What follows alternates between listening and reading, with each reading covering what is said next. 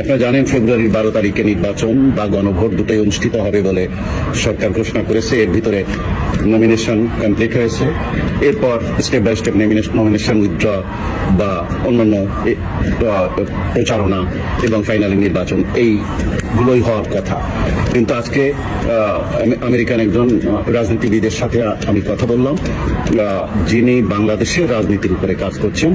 তো তার কাছে আমি জিজ্ঞেস করলাম এই অবস্থায় নির্বাচন যা হতে যাচ্ছে আওয়ামী লীগকে বাদ দিয়ে, এই সম্পর্কে যুক্তরাষ্ট্রের অবস্থান কি এবং বিশ্ব রাজনীতির অবস্থান কি এবং ডক্টর ইউনূস কি করতে পারেন।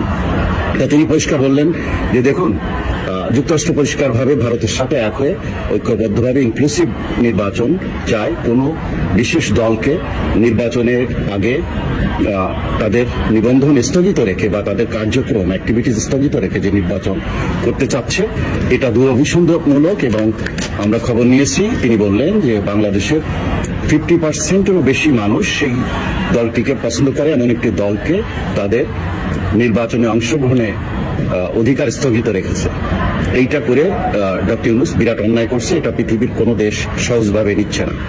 একটি দলে যদি কোনো ব্যক্তি অন্যায় করে তাকে দেশের আইন অনুযায়ী তার অপরাধের বিচার করার বিধান আছে, কিন্তু সেই কয়েকজন লোকের অপরাধের জন্য টোটাল দলকে বাদ দিয়ে দেওয়া সকল অ্যাক্টিভিটিস থেকে এটা মানবাধিকার লঙ্ঘন এবং এটা যুক্তরাষ্ট্র সমর্থন করে না। এই জন্য যুক্তরাষ্ট্র সরকার পরিষ্কারভাবে বলে দিয়েছে এবং সেই অনুযায়ী ভারত সরকার বাংলাদেশকে বারবার বলছে এবং সেই অনুযায়ী উনি এটাও বললেন যে সম্প্রতি former prime minister Mrs Zia মারা গেছেন। উনি এইভাবে বললেন যে সেই অনুষ্ঠানে ভারতের পররাষ্ট্রমন্ত্রী উপস্থিত হয়েছিলেন এবং তিনি উপস্থিত হয়ে জামাতের সাথে আলাদা মিটিং করেছেন এবং বিএনপির সাথে আলাদা মিটিং করেছেন এবং সেই মিটিংয়ে উভয় পক্ষকে বলে আসা হয়েছে যুক্তরাষ্ট্র ইনক্লুসিভ নির্বাচন চায়, ভারত ইনক্লুসিভ নির্বাচন চায়।